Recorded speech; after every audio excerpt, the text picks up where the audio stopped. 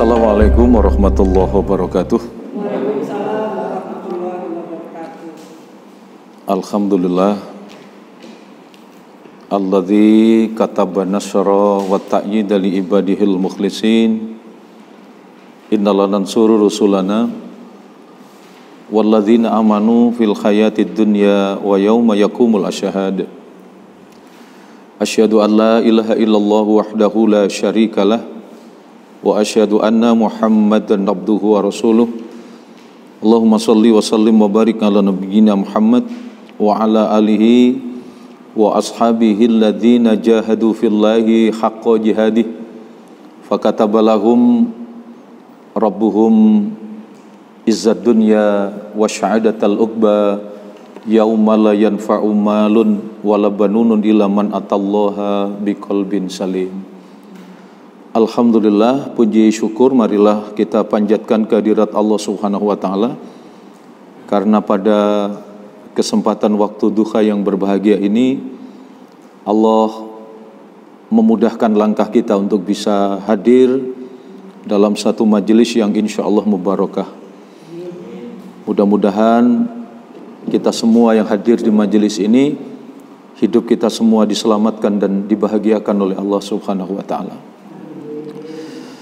Pada kesempatan ini saya ingin menyampaikan seperti yang tertulis itu, kita akan membicarakan tentang rezeki yang membahagiakan dunia akhirat.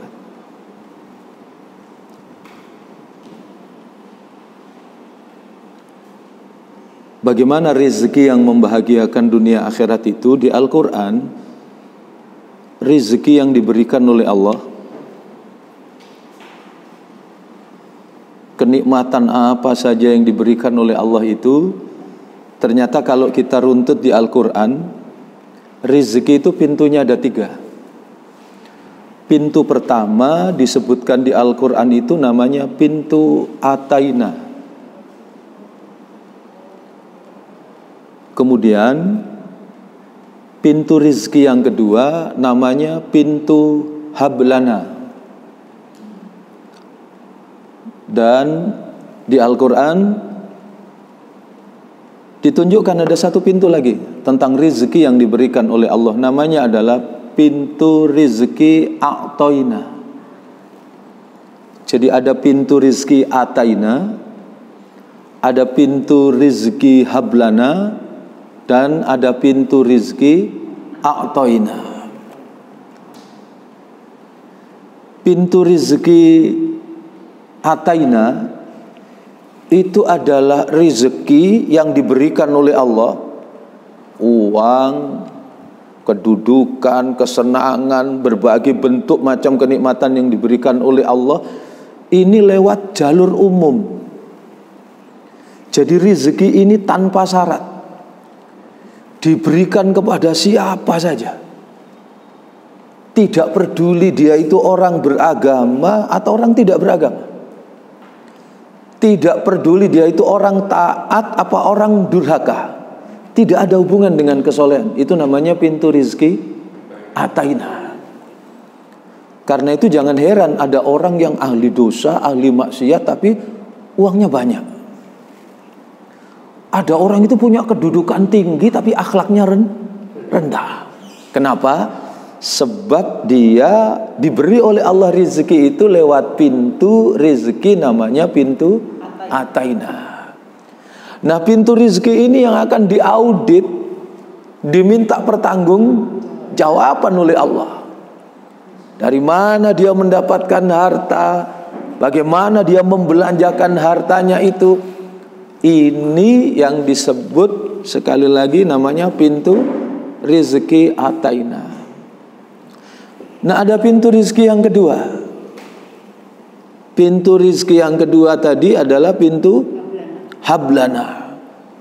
Nah, pintu rezeki Hablana itu adalah pintu rezeki dari jalur khusus. Kalau tadi jalur umum, ini jalur khusus, yaitu pintu rezeki yang khusus disediakan oleh Allah bagi orang-orang yang yakin kepada Allah. bagi orang-orang yang berakidah, orang yang bertauhid, orang yang beriman kepada Allah, yang dalam hidupnya dia dengan penuh keyakinan memohon, meminta kepada Allah untuk diberikan rizki yang terbaik. Nah, rizki yang dikucurkan oleh Allah lewat pintu ini namanya pintu rizki hablana. Makanya doa kita, Rabbana hablana min azwajina. Ini yang namanya pintu rizki yang disediakan, yang dipilihkan oleh Allah bagi orang yang beriman. Jadi kalau orang beriman berarti sudah dapat rizki dari berapa pintu? 2 pintu. Bisa lewat pintu ataina, bisa lewat pintu hablana. Tapi kalau orang yang tidak beriman, orang yang kafir, pintu rizkinya cuman 1, yaitu pintu ataina. Nah, pintu rizki yang ketiga itu adalah pintu rizki yang betul-betul bisa membahagiakan bagi yang diberikan rizki. Karena pintu rizki ini bukan hanya jalur khusus, tapi jalur istimewa. Pintu rizki yang diberikan oleh Allah bagi orang-orang yang istimewa, orang-orang yang dimuliakan oleh Allah, orang-orang yang aqta. Sehingga disebut aqtoina. Aqto itu apa? Orang yang taat, orang yang bertakwa kepada Allah. Singkatnya, pintu rizki aqtoina adalah pintu rizki yang khusus diberikan oleh Allah, pintu rizki yang diistimewakan oleh Allah bagi siapa? Bagi orang yang bertakwa kepada Allah. Jadi ini pintu rizki yang diberikan bagi orang yang bertakwa kepada Allah, yang rizkinya itu dijamin oleh Allah, mampu membahagiakan bagi kehidupannya, tidak hanya di dunia, tapi di dunia sampai akhirat. Di Al-Quran surat At-Tolak, surat At-Tolak ya, surat At-Tolak itu surat ke berapa? Surat ke 65 ya. Mudah-mudahan saya tidak salah. Betul ya. Ayat kedua. Ya bisa, monggo. Maka apabila mereka telah mendekati akhir idahnya, maka rujuklah kembali kepada mereka dengan baik, atau lepaskanlah mereka dengan baik, dan persaksikanlah dengan 2 orang saksi yang adil di antara kamu. Dan hendaklah kamu tegakkan kesaksian itu karena Allah. Demikianlah pengajaran itu diberikan bagi orang yang beriman kepada Allah dan hari akhirat. Barang siapa bertakwa kepada Allah, niscaya dia akan membukakan jalan keluar baginya.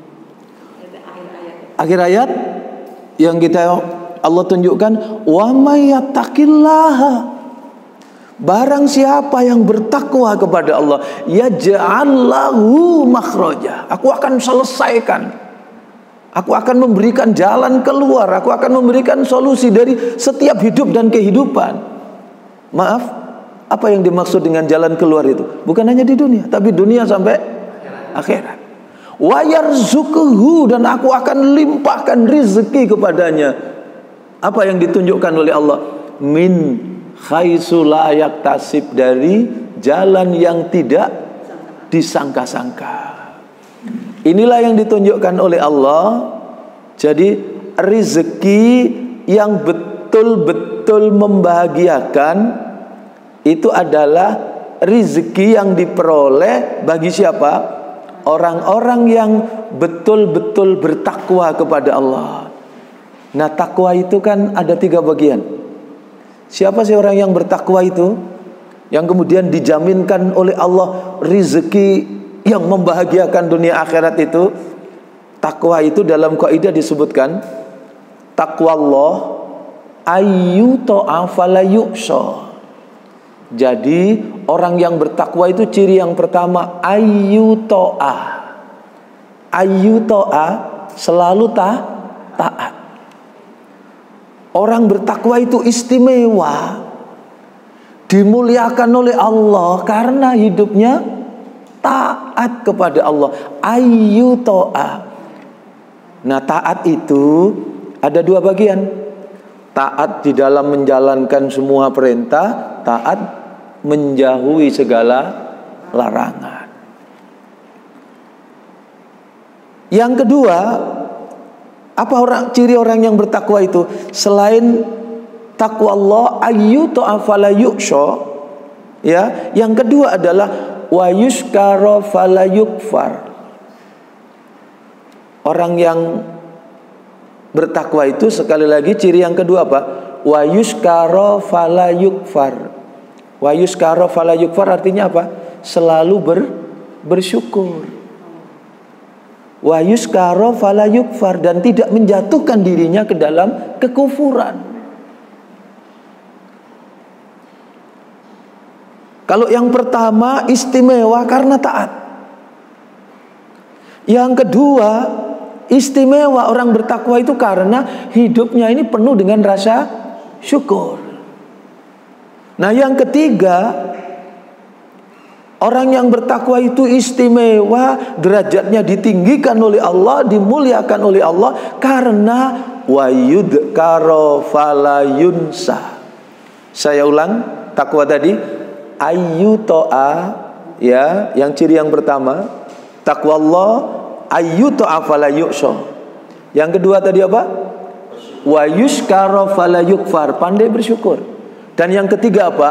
Wa yudkara fala yunsa, selalu ingat kepada Allah. Jadi ada tiga bagian, satu taat, yang kedua bersyukur, dan yang ketiga selalu berzikir, selalu ingat kepada Allah. Ini yang mengantarkan kita istimewa. Apa istimewanya taat? Panjenengan bisa buka Al-Quran surat ke-13, surat Ar-Ra'd, ayatnya ayat ke-18.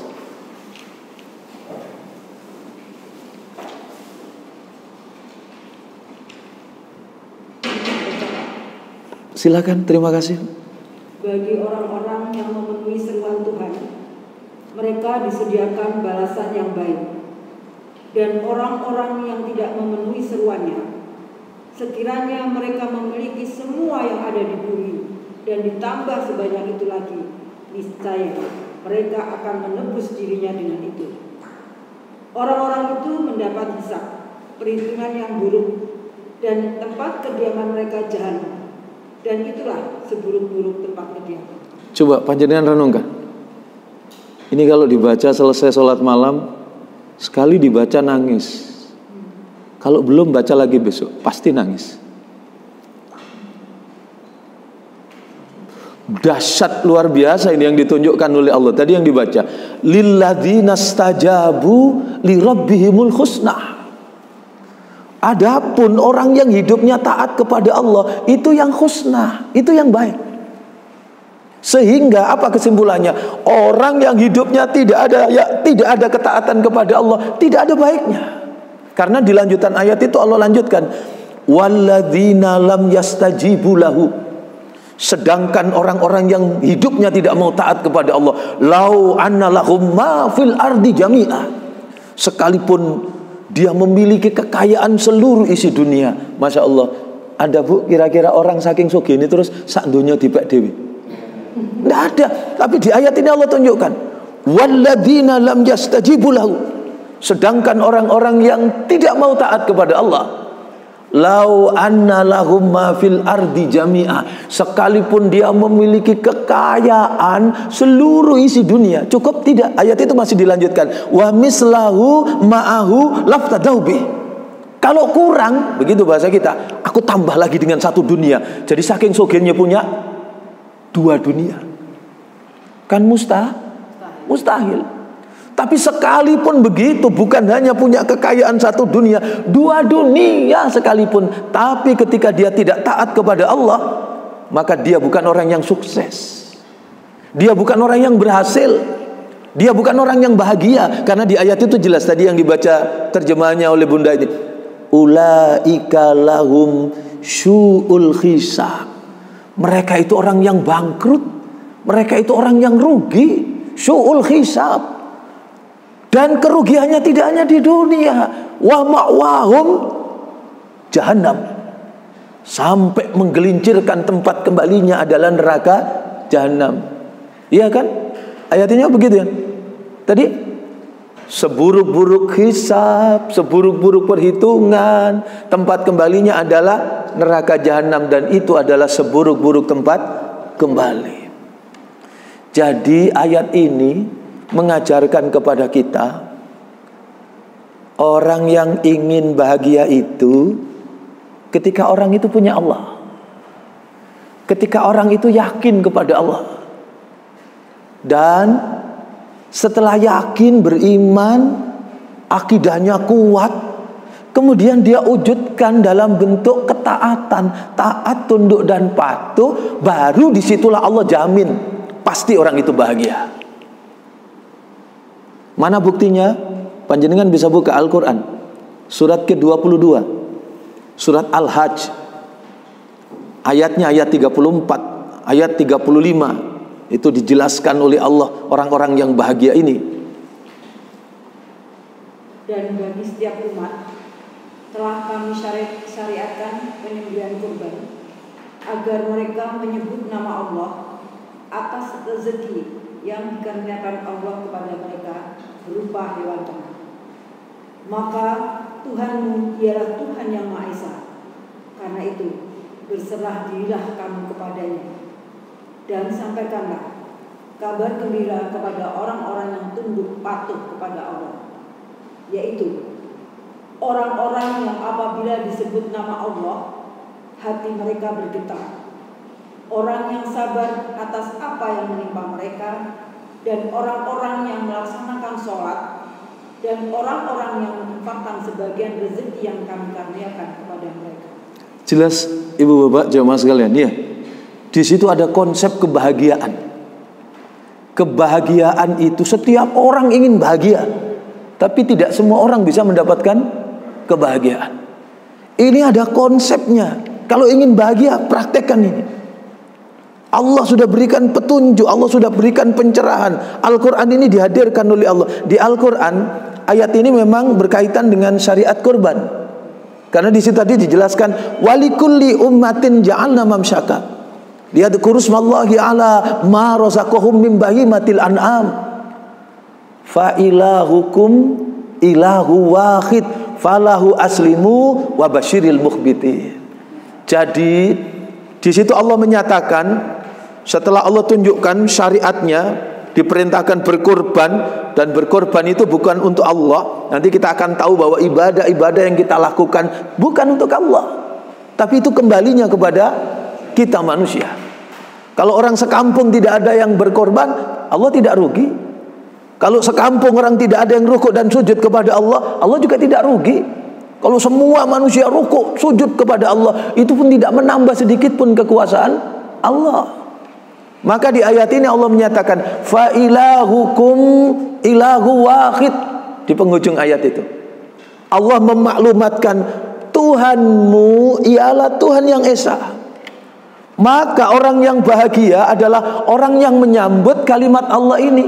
Dalam hidupnya selalu menyambut fa ilahukum ilahu wahid. Orang yang yakin kepada Allah, orang yang berakidah kepada Allah, orang yang betul-betul di dalam kolbunya ini tertanam kekuasaan Allah, kebesaran Allah.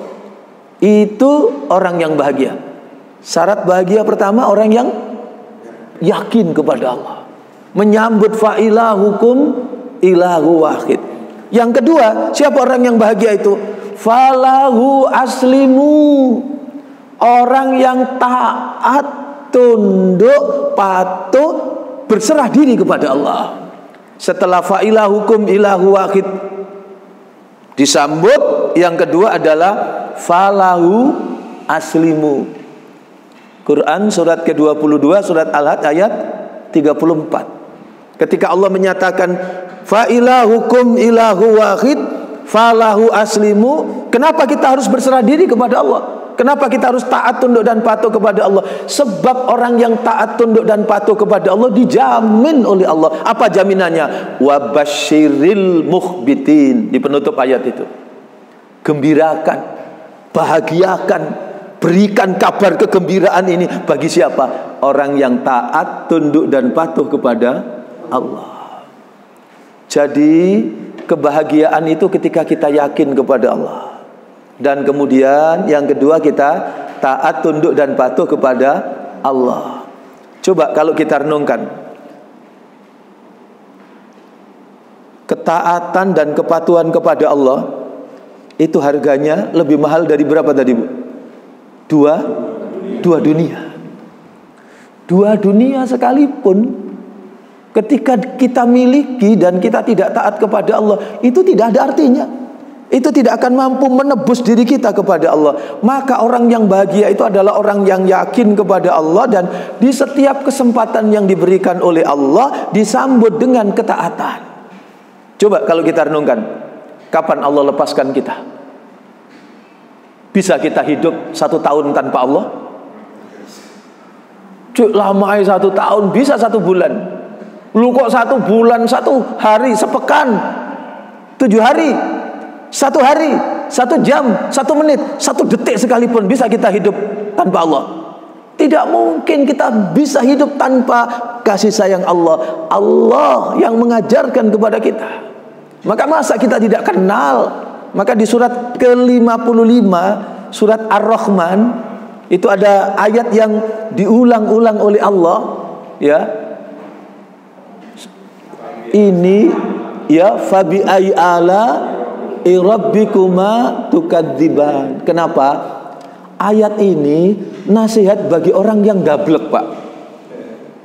Ada anak nakal itu kalau dinasihati sampai berulang-ulang. Dinasihati sekali manut. Ada yang sampai level 3, Bu. 3 kali baru beranjak. Kalau ini enggak. Saking dableke oleh Allah sampai diulang-ulang, fabi ai ala rabbikuma tukadziban, fabi ai ala rabbikuma tukadziban. Level pertama itu langsung 13 loh, Pak. 13 nasihat. Mulai dari Ar-Rahman. Masa kita tidak kenal Allah? Masa kita tidak bersyukur kepada Allah? Siapa Allah? Ar-Rahman. Allah yang memberikan segalanya, cakrawala yang luas itu. Masa kamu masih tidak kenal Allah? Masa kamu masih tidak bersyukur kepada Allah? Apa dalil yang menjadikan kamu untuk tidak taat kepada Allah? Ar-Rahman. Kan begitu. Kalau masih belum nyambung, tidak connect, di breakdown oleh Allah lebih khusus lagi, spesifik. Setelah Allah tunjukkan Ar-Rahman, cakupannya yang luas, masih belum sadar, maka yang kedua kemudian apa ayatnya? Allamal Quran. Itu Allah yang ngajari kamu Al-Quran itu loh. Masa kamu tidak kenal Al-Quran? Diajarkan. Coba, pernah Allah lepaskan kita? Waktu enak-enak tidur, Bu, kita ini dibimbing oleh Allah, diajari oleh Allah Al-Quran. Al-Quran itu diberikan oleh Allah kepada kita. Dipanggillah kita oleh Allah, walaili, demi waktu malam. Nanti waktu subuh Allah dekati kita lagi, dipanggil lagi, wal fajri, demi waktu fajar.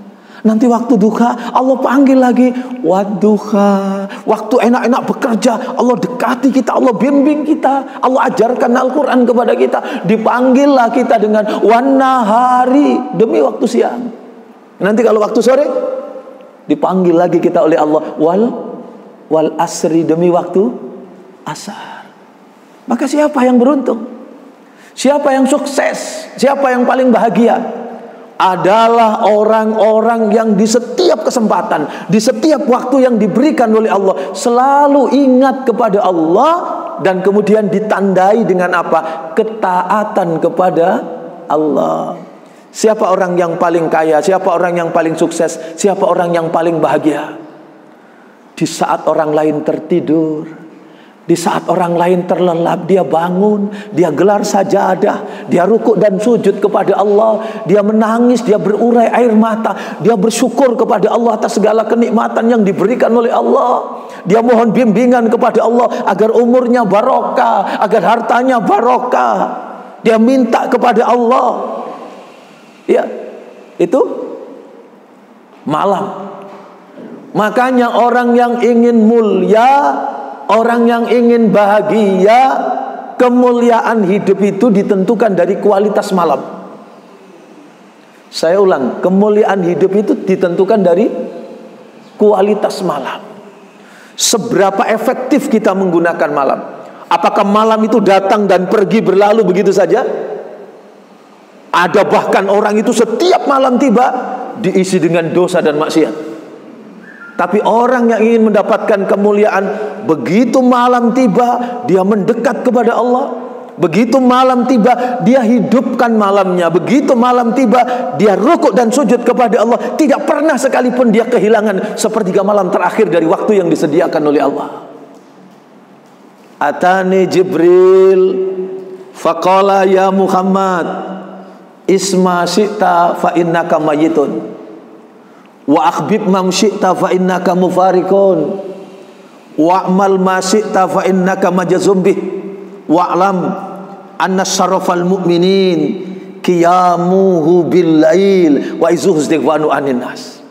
Siapa orang yang paling bahagia? Orang yang paling beruntung, saya ulang, orang yang tidak pernah kehilangan sepertiga malam terakhir dari waktu yang disediakan orang lain, yang disediakan oleh Allah. Silakan orang lain tertidur, silakan orang lain terlelap, tapi orang yang ingin mendapatkan kemuliaan dan kebahagiaan, dia tidak pernah kehilangan sepertiga malam terakhir dari waktu yang disediakan oleh Allah untuk rukuk dan sujud kepada Allah. Maka di hadis itu dijelaskan, Atani Jibril, datang itu malaikat Jibril mendatangi Rasulullah, diutus oleh Allah, dan kemudian mendidik tentang kemuliaan hidup. Apa yang diajarkan? Ya, isma syi'ta, silakan hidup sesuka hati kita. Tapi ingat, fa innaka mayyitun, kita semua pasti akan mati. Yang kedua, wa akhbib mam syi'ta, silakan di dunia hidup cinta dengan apa saja, tidak dilarang. Tapi tanpa keyakinan dan ketaatan kepada Allah, semua yang kita cinta itu pasti akan berpisah dengan kita. Yang ketiga, wa'mal masyi'ta, berbuatlah di dunia ini semau kita. Tapi ingat, semua yang kita lakukan pasti akan diminta pertanggungjawaban. Nah, ada resep, ada konsep kemuliaan, kebahagiaan kehidupan yang diajarkan apa? Wa'lam, ketahuilah, anna syarafal mu'minin, sesungguhnya kemuliaan bagi orang yang beriman tandanya dua. Hidup mulia itu tandanya dua. Apa tanda hidup mulia? Wa'lam anna syarafal mu'minin qiyamuhu bil lail. Ternyata hidup mulia itu orang yang hidupnya menghidupkan malam. Yang kedua apa? Wa izzuhu istighwanu anin nas, hidup tidak bergantung kepada manusia, yakin kepada Allah, kemudian menjadikan malam-malamnya malam yang hidup. Jadi orang yang bahagia itu orang yang yakin kepada Allah dan kemudian taat kepada Allah.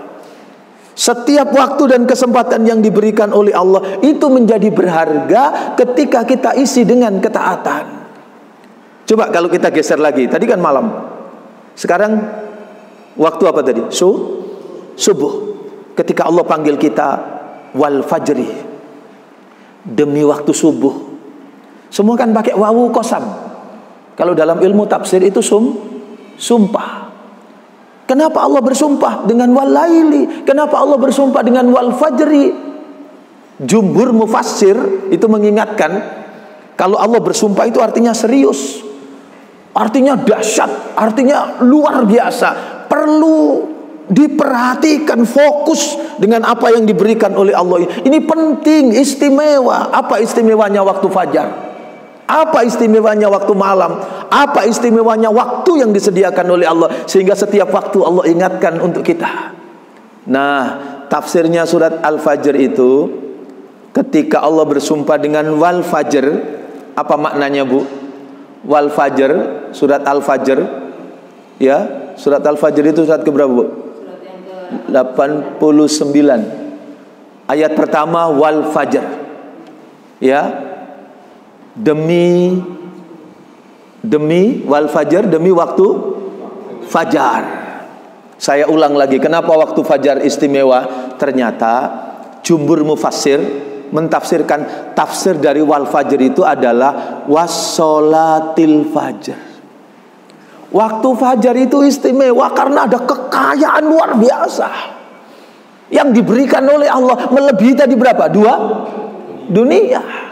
Kekayaan yang dahsyat, maka beruntunglah orang yang paling kaya, orang yang paling bahagia jika dia mendapatkan itu pada waktu subuh, yaitu wassolatil fajr, sholat subuh. Jangankan sholat subuh, sholat sunnah 2 rakaat sebelum subuh itu loh lebih berharga dibanding dunia seisinya. Rakaatul fajru khairum minad dunya wa ma fiha.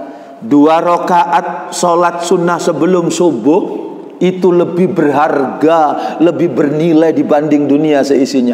Maka betapa miskinnya kita hari ini, betapa gagalnya kita. Kita bisa kemana-mana, bisa melaksanakan transaksi, kita bisa melakukan aktivitas macam-macam, tapi hari ini kita kehilangan 2 rakaat sholat sunnah sebelum subuh. Karena 2 rakaat sholat sunnah sebelum subuh itu lebih berharga dibanding dunia seisinya. Apalagi sholat subuhnya. Man sholal fajru fahuwa fi dhimmatillah, kata Rasulullah. Barang siapa yang melaksanakan sholat subuh, maka dia dijamin, maka dia dalam penjagaan Allah. Masya Allah Pak. Coba, kalau kita dijaga orang, aman? Belum tentu aman. Tapi ini yang menjaga Allah, yang menciptakan kita. Jangan lupa ketika Allah menyatakan man sholal fajru fahuwa fi dhimmatillah. Barang siapa yang menegakkan sholat subuh, maka dia dalam jaminan Allah. Artinya dia diselamatkan Allah dunia sampai akhirat. Mana yang lebih berharga dibanding jaminan keselamatan yang diberikan oleh Allah? Kalau selamat di akhirat itu artinya dihindarkan dari neraka, dimasukkan ke dalam surga. Masya Allah. Tempat mana yang dicari kenikmatan? Kalau di dunia ini kan ribut. Sing desa kepingin bahagia cari ke kota, yang kota kepingin bahagia cari ke desa, golek sing sepi. Sing gunung kepingin nang laut, sing laut kepingin nang gunung, bolak-balik ngalor ngidul ngetan ngulon, kan begitu. Yang dicari tempat mana yang bisa kita tukar dengan kenikmatan kebahagiaan yang disediakan oleh Allah, yaitu jaminan penjagaan dari Allah. Masya Allah. Diselamatkan hidupnya dari dahsyatnya siksa neraka, dimasukkan oleh Allah ke dalam surga. Di hadis yang lain banyak hadis-hadisnya. Yang beberapa yang saya ketahui, misalnya man sholal bardain dakhalal jannah. Masya Allah. Man sholal bardain, siapa yang melaksanakan sholat al-bardain. Apa Pak sholat al-bardain? Sholat di 2 dingin.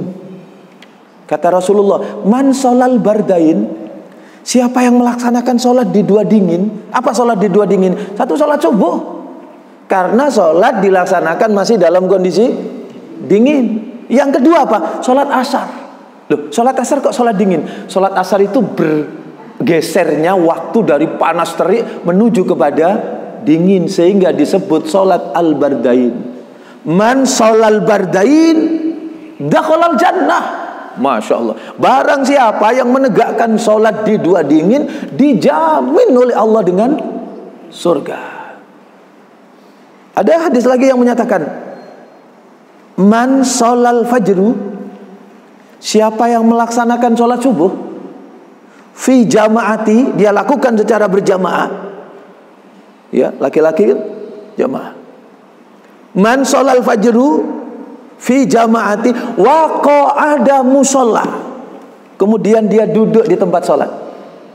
Wa qara'a, dia berzikir, dia baca Al-Quran. Apa yang dia baca? Salasa fi awwalihi suratil Al-An'am. Dia membaca 3 awal surat Al-An'am. Surat Al-An'am berarti surat keberapa itu? Surat ke-6.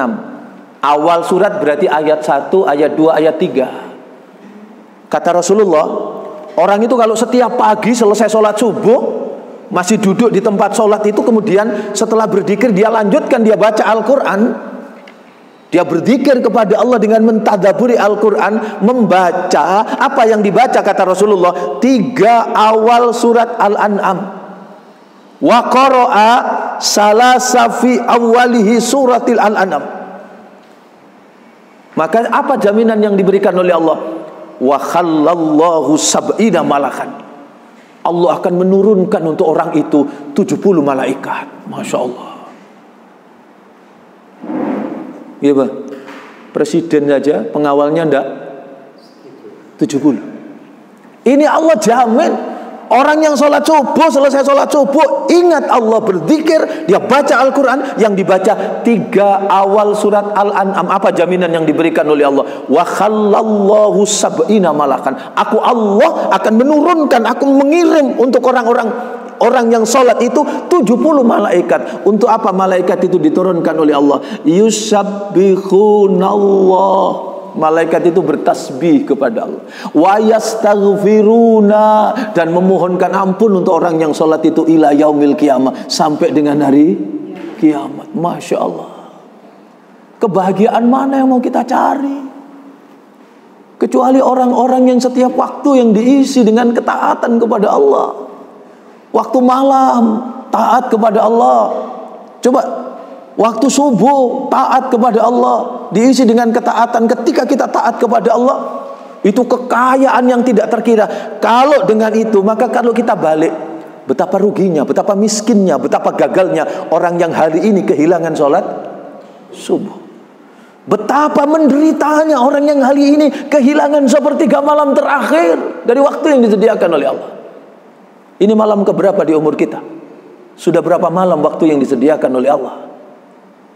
Ini siang keberapa di umur kita? Sudah berapa siang waktu yang disediakan oleh Allah? Bisa jadi umur kita tinggal sehari, sudah tidak ketemu malam lagi.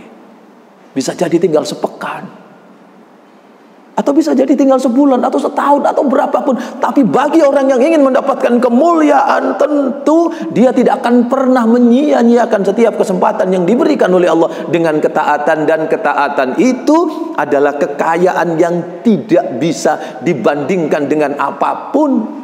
2 dunia sekalipun tidak sebanding dengan ketaatan kita kepada Allah.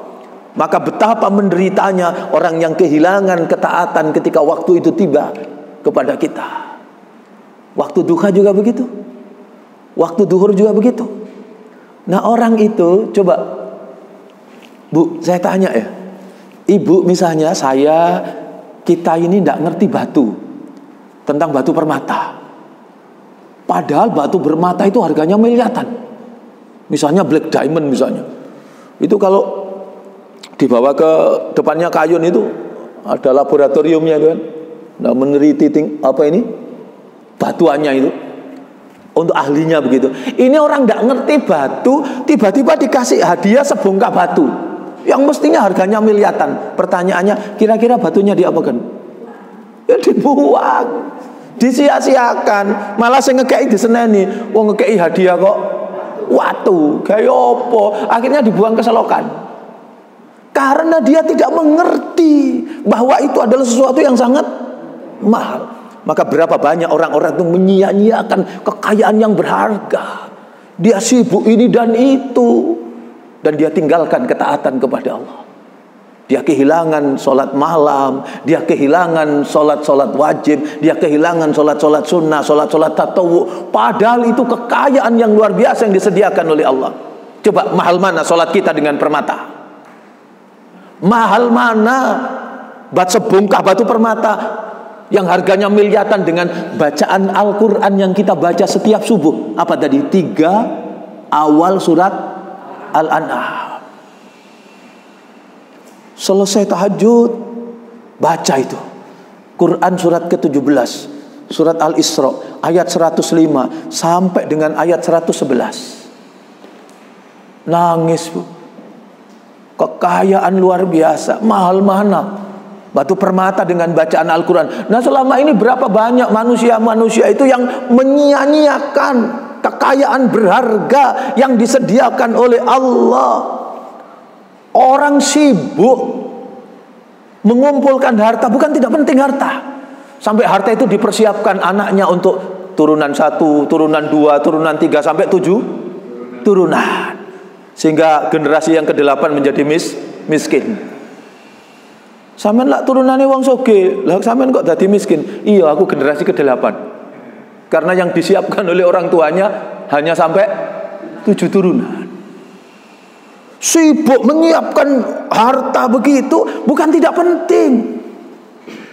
Tetapi ya, ada warisan yang harus kita wariskan kepada anak kita. Kekayaan berharga yang tidak ternilai. Inilah kekayaan dunia akhirat. Apa itu? Ibu bisa buka, Bapak, jamaah sekalian, Quran surat ke-20, surat Toha ayat 132. Surat Toha surat ke-20 ayatnya ayat 132. Bisa dibacakan, minta tolong. Dan perintahkanlah keluargamu melaksanakan sholat dan sabar dalam mengerjakannya. Kami tidak meminta rezeki kepadamu, kamilah yang memberi rezeki kepadamu. Dan akibat yang baik di akhirat adalah bagi orang yang bertakwa. Masya Allah, itu tunjukkan oleh Allah. Ajarkan, didik, tanamkan, biasakan kepada anakmu untuk beribadah kepada Allah, untuk rukuk dan sujud kepada Allah. Wa'mur ahlaka bis-shalah fastabir 'alaiha, dan sabar dalam melaksanakannya. Ayat ini sampai dilanjutkan oleh Allah, la nas'aluka rizqa, aku tidak minta rezeki darimu, nahnu narzukuk, aku Allah yang mencukupi hidup dan kehidupanmu. Wal akibatu littaqwa, akibat baik itu pasti akan diberikan oleh Allah, diperuntukkan bagi siapa? Bagi orang-orang yang bertakwa. Jadi yang diminta wariskan, tanamkan, ajarkan kepada anak kita adalah rukuk dan sujud kepada Allah. Inilah kekayaan berharga, dan itu hanya dimengerti, hanya dipahami bagi siapa tadi? Orang yang bertakwa. Inilah rizki apa tadi? A'toina. Betul-betul rizki yang membahagiakan dunia akhirat. Hartanya barokah, umurnya barokah, keluarganya barokah. Kenapa? Karena dia yakin kepada Allah dan dia hidup dengan penuh ketaatan kepada Allah. Ketaatan inilah yang mahal. Keyakinan dan ketaatan inilah yang berharga, yang bisa mengantarkan bagi pemiliknya bahagia dunia sampai akhirat. Dan dunia ini bukan pembalasan.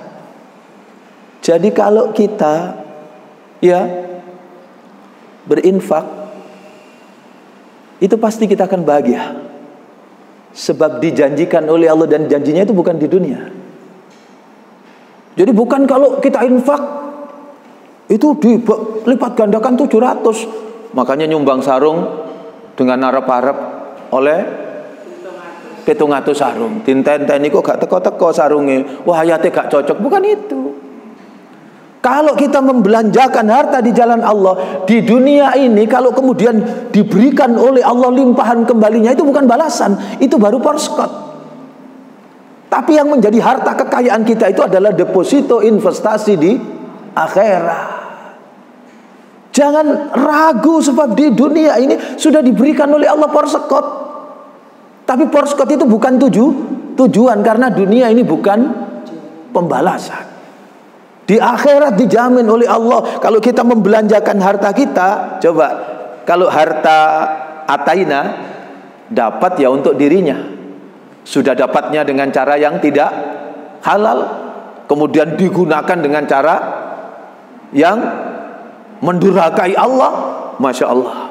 Tapi bagi orang yang bertakwa, Ketika dia dapat harta, apa yang terjadi? Harta itu menjadi kebahagiaan dunia sampai akhirat. Fi kulli sumbulatin mi'atu habbah. Begitu Al-Quran memberikan gambaran seperti orang yang menanam satu biji gandum atau satu biji padi. Orang yang infak itu tidak ada ruginya, sebab pasti akan berkembang, dan tidak hanya 2 kali lipat, tidak hanya 10 kali lipat, tidak hanya 100, bahkan tidak hanya 700. Kenapa? Ayatnya itu kan fi kulli sumbulatin mi'atu habbah, seperti biji satu benih tumbuh menjadi berapa? 7 tangkai. Setiap tangkai berbuah berapa? 100. Berarti berapa kali lipat? 700 kali lipat. Berhenti ayatnya? Belum. Ayat ini masih dilanjutkan oleh Allah. Wallahu yudhaifu liman yasha, dan akan dilipat gandakan oleh Allah. Berapa kali lipat itu adalah rahasia kasih sayang Allah. Masya Allah. Inilah kebahagiaan, kekayaan yang mestinya menjadi impian dan idaman kita semua. Mudah-mudahan apa yang saya sampaikan ini dibarengi hidayah dari Allah, menjadikan tambahan ilmu yang sebentar, ya nanti saya itu kan, menjadikan tambahan ilmu yang bermanfaat. Saya tidak tahu hidayah Allah diberikan kepada siapa, tapi mari kita mohon mudah-mudahan kita semua mendapat hidayah dari Allah. Keluar dari majelis ini kita lebih dekat kepada Allah. Keluar dari majelis ini kita lebih takut kepada Allah. Keluar dari majelis ini kita lebih yakin kepada Allah, lebih cinta kepada Allah Subhanahu wa ta'ala dalam segenap kehidupan, sehingga betul-betul hidup kita ini dibahagiakan oleh Allah. Saya ingin tambahkan surat ke-22, surat Al-Hajj ayat 34 tadi, ya, ketika Allah menyatakan, sedikit saya tambahkan, ketika Allah menyatakan apa tadi? Fa ilahukum ilahu wahid falahu aslimu wa basyiril mukhbitin. Jadi orang yang bahagia itu pertama apa? Orang yang yakin, berakidah. Dan contoh orang yang bahagia ini ada. Mana buktinya? Quran surat kedua, surat Al-Baqarah ayat 124. Wa idzibtala Ibrahima rabbuhu bi kalimatin fa atammahunna. Qala inni ja'iluka linnasi imamah. Qala wa min dzurriyyati. Qala la yanalu ahdid dzalimin. Jadi di ayat itu ingatlah ketika Nabi Ibrahim itu diuji oleh Allah bi kalimatin, dengan beberapa kalimat. Maksudnya kalimat perintah dan kalimat larangan. Jawabannya cocok, jawabannya benar. Apa jawabannya? Fa atammahunna. Nabi Ibrahim taati semuanya. Nah, karena ketaatan itu Nabi Ibrahim dimuliakan oleh Allah. Inni ja'iluka linnasi imamah. Nabi Ibrahim dilantik oleh Allah menjadi imam, menjadi pemimpin bagi seluruh manusia. Kemudian kemuliaan itu Nabi Ibrahim, di ayat itu Allah tunjukkan didikan dari Allah lewat kisah Nabi Ibrahim ini. Qala wa min dzurriyyati, ya Allah bagaimana dengan anak keturunan saya? Dan ayat ini ditutup dengan qala la yanalu ahdid dzalimin. Janjiku Ibrahim tidak berlaku bagi orang yang zalim. Singkat kata, Nabi Ibrahim itu gelarnya ada 3. Satu, Nabi Ibrahim itu gelarnya adalah Abul Muwahhidin, bapaknya orang yang yakin kepada Allah. Jadi lek goleki wong yakin, betul-betul yakin, Allah kasih contoh itu. Contohnya Nabi Ibrahim. Maka gelarnya Nabi Ibrahim itu sukses, bahagia hidupnya, karena dia menyambut apa tadi? Fa ilahukum ilahu wahid. Dia yakin kepada Allah. Coba Bu, kalau ada orang dimutasi, kira-kira seneng apa senep? Wah, tergantung. Kalau mutasinya itu sepadan dengan kedudukan yang sama, tapi nggone luwe ado, senep. Fasilitas sulit, senep. Tapi kalau dipromosikan, dia seneng. Bayangkan dengan Nabi Ibrahim, hidupnya sudah enak di Irak, disuruh pindah oleh Allah. Pindah kemana? Palestina. Setelah di Palestina disuruh pindah lagi ke selatan dan selatan ke padang tandus namanya Bakkah. Bakkah itu artinya anyir darah. Tidak ada tanda-tanda kehidupan kecuali beterbangan burung-burung pemakan bangkai.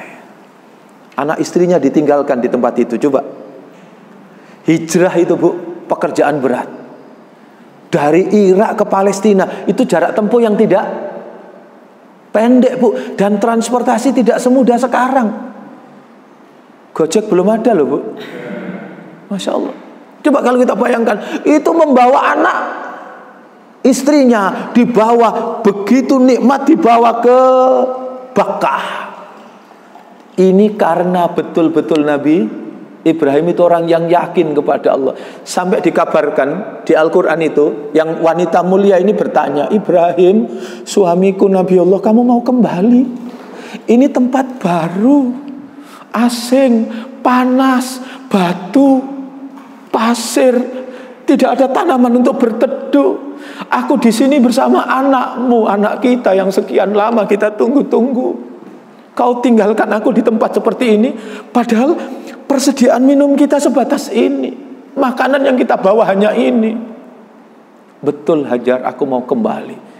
Diulang lagi, Ibrahim suamiku Nabi Allah, betul kamu mau kembali? Betul Hajar. Ibrahim suamiku Nabi Allah, betul kamu kembali? Kalau kamu mau kembali, aku bertanya, apakah ini karena perintah Allah? Loh, Bu, cerdas. Istrinya itu bertanya dengan kalimat pokok, kalau engkau lakukan ini, saya hanya ingin tanya satu hal, apakah ini semua karena perintah Allah? Betul Hajar, ini perintah Allah. Bagaimana mungkin aku tinggalkan orang yang aku cintai di tempat seperti ini kalau tidak ini perintah Allah? Rabbi ja'al hadza baladan aminan warzuq ahlahu minas samarat man amana minhum billahi wal yaumil akhir. Masya Allah. Bu, yang ditinggalkan untuk istrinya tidak ada kulkas loh. Tidak ada kosmos tempat beras, tidak ada fasilitas lain-lain. Yang ditinggalkan cuma dua. Dia berdoa kepada Allah. Apa yang diminta? Rabbi j'al hadza baladan aminan. Ya Allah, tolong jaga ya Allah anak keluarga saya supaya aman, tidak sampai diganggu orang jahat, tidak sampai diterkam binatang buas. Rabbi j'al hadza baladan aminan. Dan itu diijabahi oleh Allah karena keyakinannya dan ketaatannya. Yang kedua, warzuq ahlahu minas samarat. Jamin ya Allah kesejahteraannya, jangan sampai kelaparan, jangan sampai kehausan. Berikan ya Allah rezeki dari beraneka macam buah-buahan. Ayo Bu, kalau tidak orang yakin kepada Allah, lak diguyu-guyu wong. Ngelendur ta? Wite gak ono kok njaluk buah. Ternyata tidak, Bu. Panjenengan kalau di Arab golek buah apa sing gak ono? Ciplukan. Juwet. Semua buah di situ sesuai dengan janji yang ditunjukkan oleh Allah. Waktu di sana tak pikir mangane iku daging unta. Tibake mboten kakap merah. Nggih, kerapu. Macam-macam ikan-ikan laut yang sayurannya jauh lebih segar dibanding yang kita nang kene pasar sing rempes-rempes. Di sana yang terbaik yang diberikan oleh Allah. Itu keberkahan dari orang yang yakin dan taat kepada Allah. Barokahnya doanya Nabi Ibrahim. Nabi Ibrahim itu satu abul muwahhidin. Jadi kalau ingin bahagia, teguhkan keyakinan kepada Allah. Yang kedua apa? Nabi Ibrahim itu gelarnya adalah Khalilur Rahman. Selain abul muwahhidin, gelar keduanya Khalilur Rahman. Apa Khalilur Rahman? Kekasih Allah. Kekasih Allah itu apa sih maknanya? Orang yang hidupnya betul-betul taat kepada Allah. Nomor 3, Nabi Ibrahim itu gelarnya sukses. Wah, ini berat, tapi Nabi Ibrahim berhasil. Apa gelar Nabi Ibrahim? Seperti doa yang diminta tadi apa? Doanya adalah bagaimana generasi di belakangnya. Nabi Ibrahim itu gelarnya Abul Anbiya wal Mursalin. Nabi Ibrahim itu bapaknya para nabi dan rasul. Mampu mewariskan, mendidik anaknya untuk yakin dan taat kepada Allah, sehingga anak-anaknya pun menjadi anak-anak yang terpilih, terdidik, menjadi anak-anak yang soleh dan dipilih oleh Allah menjadi nabi dan rasul. Jadi ini yang dapat saya sampaikan. Kurang lebihnya saya mohon maaf. Sekali lagi mudah-mudahan pertemuan ini barokah. Mudah-mudahan umur kita umur yang diberkahi oleh Allah.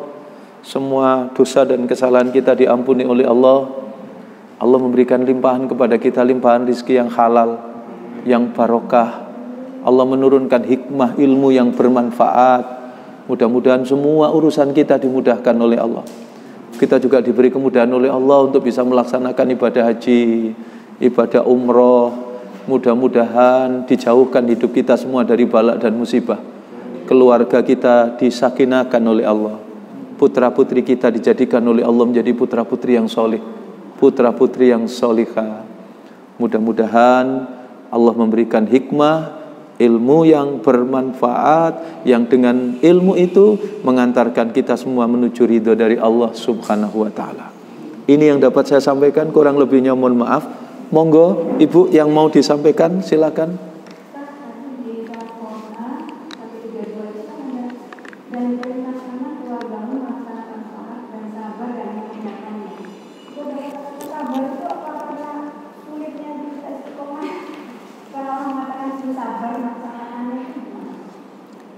Ya, sholat dan sabar itu seperti mata uang, sekeping mata uang. Sisi sebelah sini sholat, sisi sebelah sini sabar. Sini sabar, sini sholat. Solusi jalan keluar dari setiap kehidupan Allah panggil apa? Ya ayyuhalladzina amanusta'inu bis-sabri was-sholat. Ayat berapa tadi yang kita baca? Ayat 35 surat ke-22. Jadi panjenengan buka tadi. Orang yang taat itu orang yang bahagia. Kok bisa bahagia? Dijelaskan oleh Allah di ayat 35 itu. Surat ke-22 ayat 35 tadi bunyinya alladzina idza dzukirallah wajilat qulubuhum. Orang-orang yang bahagia itu yang selalu ingat Allah. Ketika disebut apa saja, lihat apa saja yang tergambar kekuasaan Allah. Lihat dirinya, ingat Allah. Lihat suaminya, anak-anaknya, ingat Allah. Tahu diri dan sadar diri siapa kita. Kita ini siapa? Dulu lahir tidak membawa apa-apa. Sekarang diberikan oleh Allah segalanya. Maka sungguh beruntung orang-orang yang selalu ingat kepada Allah. Kemudian dia bersyukur kepada Allah. Alladzina idza dzukirallah wajilat qulubuhum. Orang yang selalu ingat kepada Allah. Yang kedua apa? Wassobirina ala ma asobahum. Orang yang sabar terhadap segala apa yang menimpa mereka. Bu, sabar itu iman level 5. Tingkatan iman itu ada 5. Iman level pertama itu orang yang yakin kepada Allah, namanya iman. Level kedua naik. Apa yang diyakini itu kemudian diamalkan, dibuktikan dalam bentuk perbuatan. Namanya amal soleh. Ya cuman kita ini kan seringkali di Indonesia itu banyak kata-kata itu yang ditranslate secara tidak benar. Contoh orang bicara amal, Bang. Amal itu dianggap filantropi, memberikan sesuatu. Maka sampai sekarang kita masih lihat di masjid-masjid itu kotak infak itu ditulisi kotak amal. Karena amal itu diterjemahkan memberikan sesuatu. Padahal amal itu doing something. Apa saja yang kita lakukan itu amal. Baik, baelek itu amal. Tetapi bagi orang yang hidupnya dalam bimbingan Allah, apa saja yang dilakukan tidak sia-sia, dihitung oleh Allah sebagai ibadah, itu yang disebut amal soleh. Jadi ngeleboni duit ke kotak infak itu amal. Gowo melayu kotak yo amal. Sama gitu.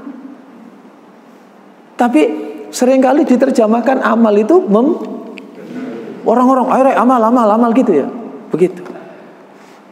Padahal amal itu segalanya. Maka Iman level yang kedua itu adalah amal soleh. Setelah iman, amal soleh. Level iman yang ketiga, ilmu. Sebab semua perbuatan yang kita lakukan itu pasti tertolak, kecuali dilandasi oleh ilmu.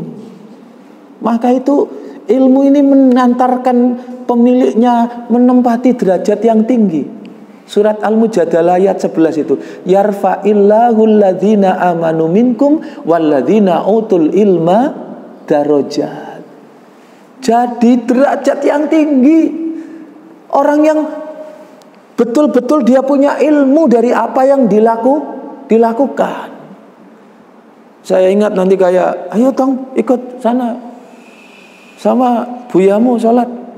Lah bisa mak, sudah ikut saja nanti. Kalau ayahmu berdiri, abimu berdiri, ikut berdiri. Buyamu gini, ikut gini. Nah ini namanya ilmu robo gedang. Begitu melok sholat ayahnya, suraunya pakai bambu itu, gedek itu, yang lipat-lipat itu. Nggak ada karpetnya, nggak ada tikarnya.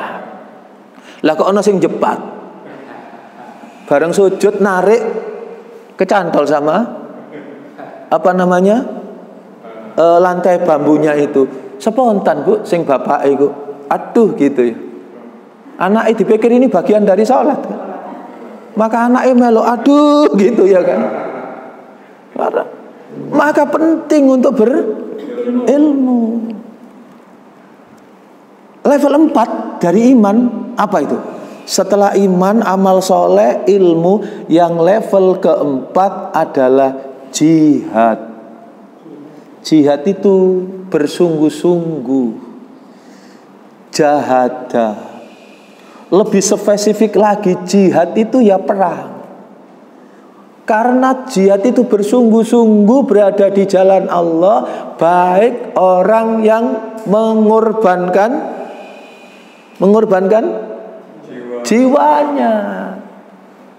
Jiwa dulu loh, baru hartanya.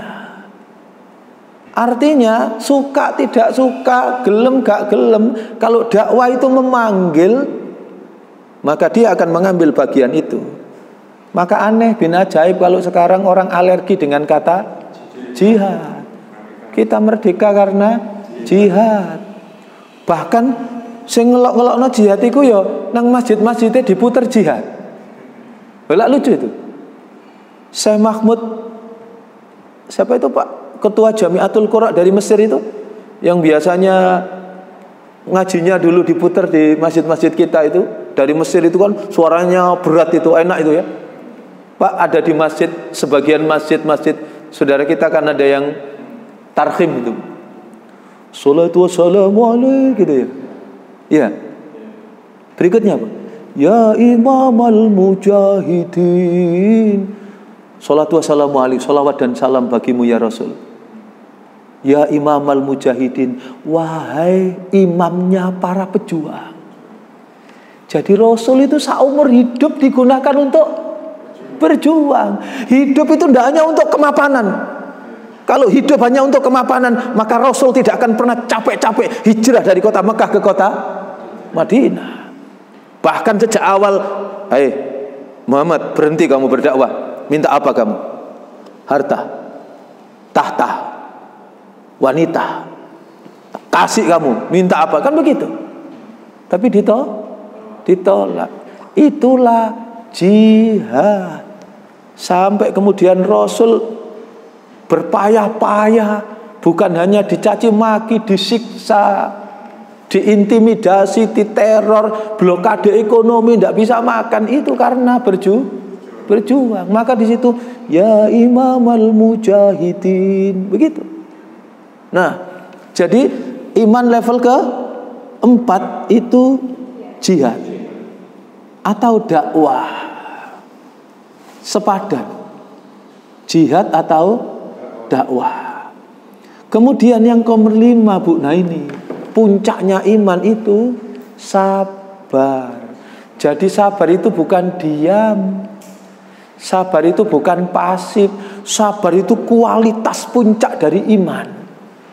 Ono wong kelaparan, istri, anaknya nangis-nangis, bojone ngomong, "Mas, ya apa sih Mas? Kok gak kerja nyambut gawe apa iki lho? Durung bayar iki. Tenang. Aku ngelakoni sabar." Bukan sabar itu, departemen permetelan itu. Loro, terus ayo sampean berobat Mas iki.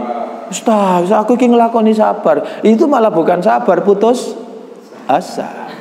Sabar itu justru puncak dari kualitas keyakinan kepada Allah. Tabah di dalam berislam itu namanya sabar. Di tengah orang lain bingung cari rizki yang haram, dia mawas diri dan hati-hati untuk minta kepada Allah rizki yang halal. Itu namanya, di tengah banyak orang berbohong, dia memegang teguh itu namanya sabar. Di tengah orang lain terlena dengan pusaran kehidupan dunia, dia rukuk dan sujud kepada Allah setiap saat, itu namanya orang yang sabar. Saya dapat kiriman WA, mungkin panjenengan juga dapat, dari seorang dokter di rumah sakit Saudi Arabia, mendapatkan pengalaman yang luar biasa. Jadi ketika ada pasien yang meninggal, kemudian dia memeriksa itu ya, diperiksa, ternyata ada azan. Terus dia ragu dengan waktu, dia tanya ke administrasi rumah sakit ini, "Sekarang jam berapa?" "Subuh." "Baru jam 1. Kaget dia, "Loh kok dipikirnya tadi azan itu suara dari luar." Kemudian dia kembali ke pasien itu dan ini dihitungkan lagi. Ternyata dari detak jantungnya itu keluar suara azan sampai selesai.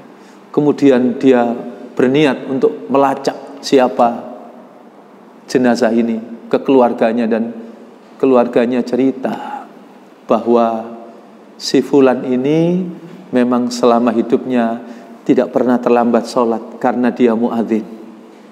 Dia selalu datang lebih kurang 1/4 jam sebelum waktu adzan.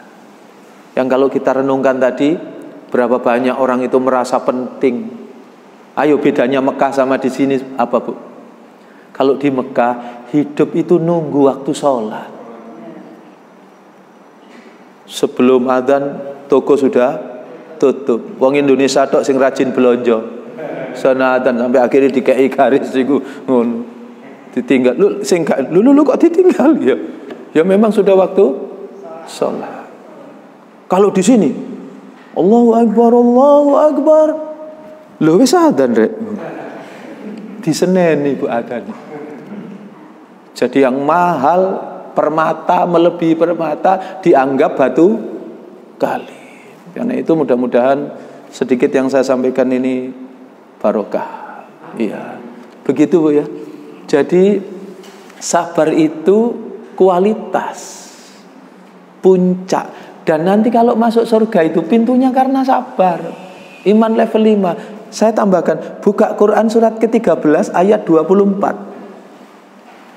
Orang yang mau masuk surga itu para malaikat berdiri di setiap pintu surga, menyambut tamu agung. Orang yang masuk surga itu malaikat takzim, memberikan penghormatan. Apa Bu salam yang diucapkan malaikat? Itu di ayat 24. Sambil mengucapkan selamat sejahtera atasmu karena kesabaran.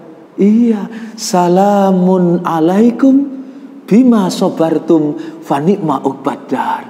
Salam sejahtera, saudaraku, masuklah ke dalam surga. Inilah tempat yang dulu dijanjikan oleh Allah kepada kalian. Kenapa? Bima sobartum, disebabkan karena kesabaran kalian. Jangan seperti di sinetron, Bu. Kurang apa saya? Kurang apa? Kurang sabar. Sabar itu ada batasnya. Jari sopo? Dalam? Iya, sabar itu tidak ada batasnya. Sepanjang kita yakin kepada Allah, hidup kita pasti bahagia. Apapun yang ditimpakan oleh Allah, pasti kita bisa memetik mutiara hikmah dari setiap apa yang diberikan oleh Allah. Anak wong kok pinter-pinter, sinaune lancar, kuliahnya, sekolahnya. Anakku iki lek dikongkon sinau kok mbulet ae. Tambah-tambah ibu mesti sinau belajar. Sing sekolah aku apa ibu? Wis ibu sing sekolah. Lho ya apa? Sampai ibu kadang bingung, iki anak apa kura-kura ninja gitu ya. Tapi ketika dia bisa menyadari, oh ini bagian dari kasih sayang Allah. Dengan ini maka kita lebih dekat kepada Allah. Orang lain bisa leha-leha, maka kita menangis di setiap penghujung malam. Ya Allah, Engkau yang membolak-balikkan hati. Ya Allah, di dunia ini banyak beragam anak, ya Allah, yang terlibat narkoba, pergaulan bebas. Sementara saya yang lemah ini Engkau berikan amanah 5 anak, ya Allah. Tugas yang sangat berat, ya Allah. Karena itu kami mohon, ya Allah, selamatkan masa depan anak-anak saya. Bimbing ya Allah anak saya. Saya yakin ya Allah yang Kau berikan ini pasti yang terbaik. Pada saatnya nanti ya Allah anak-anak saya akan menjadi anak-anak yang baik. Oh ternyata ada manfaatnya. Dengan itu kita lebih dekat kepada Allah. Iya. Ada saya Bu, sabar itu S-A-B-A-R. Tulisan itu 5 huruf Bu, tapi butuh perjuangan luar biasa. Ada seorang ibu di rumah sakit. Itu anaknya 3 anak, laki-laki. Dan anak yang besar dia cerita, mama saya ini luar biasa. Oh iya, memang anak harus bangga. Iya, tapi mama saya istimewa. Saya sangat terkagum-kagum dengan ibu saya. Anaknya bercerita, ibu saya itu bisa mijet bayi, bisa bikin bandeng presto, kue kering, kue basah, cerita. Saya salah tangkap. Saya pikir karena ibunya terampil, ibunya dibanggakan. Oh ibunya terampil ya, hebat ya. Tapi bukan itu yang bikin saya bangga kepada ibu saya. Tapi ibu saya lakukan itu semua. Ibu tidak pernah menyerah. Ibu tangguh. Itu semua dilakukan saking kebajute bapak saya. Walah. Jadi ternyata Bu, suaminya itu godanya luar biasa. Ada orang laki-laki itu kalau jahat, itu bisa jahat di belakang istrinya. Di depan istrinya koyok yoyo. Tapi begitu di belakang istrinya, dia menikam dari belakang. Masya Allah, jahatnya luar biasa. Ini ndak, kalau dia berbuat jahat itu di depan istri dan anak-anaknya. Masya Allah. Dadi lek nggawa wong wedok luwe enom luwe ayu dipamer-pamer nang bojone nang anak-anake. Masya Allah. Sapa Bu sing enggak ngenes. Tapi ternyata ibu ini luar biasa. Setiap malam dia bangun malam, dia sentuh setiap pundak anaknya. Kelembutan tangan ibunda ini selalu diberikan kepada anak-anaknya. Terus pesan mengalir, "Nak, ibu pesen ya, jangan marah sama ayahmu. Jangan benci sama ayahmu. Bagaimanapun juga dia adalah ayahmu. Nak, kamu tahu ayahmu itu dulu laki-laki yang hebat, laki-laki yang baik, laki-laki yang bertanggung jawab. Kenapa sekarang jadi begini? Ayahmu sedang sakit. Kalau ayahmu sedang sakit butuh pertolongan. Kalau ayahmu sakit, dia butuh obat, butuh bantuan kita. Maka jangan dibenci, tolong. Mari kita doakan setiap malam. Mari kita berupaya sekeras. Kalau kita sabar nak, hanya butuh 1 nak. Waktu, insya Allah pada saatnya akan berbuah indah untuk kita. Sabar Bu. Dan ternyata apa? Terbukti Bu. Suaminya itu berbalik jadi baik. Tapi waktu ini rodok suwe Bu.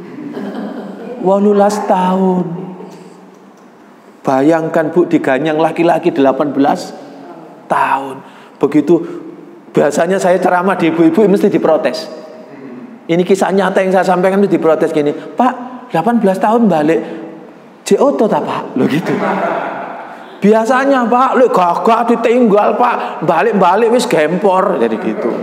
Nek wis stroke baru sepurane dek baru Pak gitu. Enggak Bu. Ini masih gagah. Oh iya tak Pak? Iya. Dia kemudian bilang ke istrinya minta maaf. Dan kemudian sampai anaknya itu goda Bu. Yang laki-laki yang besar itu, Bu apa? Bang Toyibe balik Bu. Jadi gitu. Masya Allah. Itu sabar Bu. Jadi sabar itu memang ujiannya kita masing-masing. Ada yang diuji istrinya, ada yang diuji anaknya, ada yang diuji hartanya. Tapi bagi orang yang yakin kepada Allah, tidak ada masalah yang besar karena Allah yang maha besar. Maka dia kembalikan segalanya kepada Allah dan dia bisa memetik mutiara hikmah. Gitu kira-kira Bu ya. Ini yang dapat saya sampaikan, kurang lebihnya mohon maaf. Nggih. Kalau tidak ada yang ditanyakan lagi, mari kita tutup dengan munajat kepada Allah Subhanahu wa taala. Kita akhiri majelis ini, kita contoh apa yang dilakukan Rasulullah sebelum doa kafaratul majelis. Mari kita mohon ampun kepada Allah. Kita baca doa sayyidul istighfar. Mudah-mudahan Allah mengampuni semua dosa dan kesalahan kita. Utamanya kepada pasangan kita, kepada anak-anak kita, dan utamanya barangkali ada perbuatan yang dicatat oleh Allah sebagai perbuatan anak yang durhaka kepada orang tua. Mudah-mudahan Allah mengampuni semua dosa dan kesalahan kita. A'udzubillahi minasyaitonirrajim. Bismillahirrahmanirrahim. Hamdas syakirin, hamdan naimin, hamda yuafi ni'amah wa yukafi mazidah. Ya Rabbana lakal hamdu kama yanbaghi li jalali wajhikal karim wa 'azimi sultanik. Allahumma shalli wa sallim wa barik ala Muhammad walhamdulillahi rabbil alamin. Allahumma ya Allah ya Qawiyyu ya Aziz, dengan rahman dan rahim-Mu ya Allah, kami berkumpul di majelis yang mubarakah ini. Limpahkan taufik dan hidayah-Mu ya Allah. Ampuni segala dosa-dosa kami. Ampuni kami ya Allah jika dengan segala ketergesaan kami ya Allah ada terselip makanan yang haram yang masuk ke dalam perut kami. Ampuni kami ya Allah jika dengan tanpa kesabaran kami sering menyakitkan dan melukai hati orang lain, utamanya kepada pasangan kami, anak-anak kami, saudara-saudara kami, atau bahkan jika mungkin ya Allah ada perbuatan yang Kau catat sebagai perbuatan anak yang durhaka kepada kedua orang tua. Kami takut dan mohon perlindungan kepada Engkau ya Allah, dari ilmu yang tidak bermanfaat, dari umur yang tidak barokah, dari harta yang tidak barokah, dari kekuasaan yang tidak menolong, dari keluarga yang tidak sakinah, dari anak-anak yang tidak soleh dan solihah. Kami pun takut dan mohon perlindungan kepada Engkau ya Allah, dari doa demi doa yang kami panjatkan yang ternyata tidak lagi Engkau dengarkan. Rabbana zalamna anfusana wa illam taghfir lana wa tarhamna lanakunanna minal khasirin. Rabbana hab lana min azwajina wa dzurriyyatina wa qurrata a'yun waj'alna lil muttaqina imama. Rabbana atina fid dunya hasanah wa fil akhirati hasanah wa qina adzabannar. Walhamdulillahi rabbil alamin. Billahi taufik wal hidayah. Subhanakallahumma wa bihamdika asyhadu an la ilaha illa anta astaghfiruka wa atubu ilaik. Assalamualaikum warahmatullahi wabarakatuh.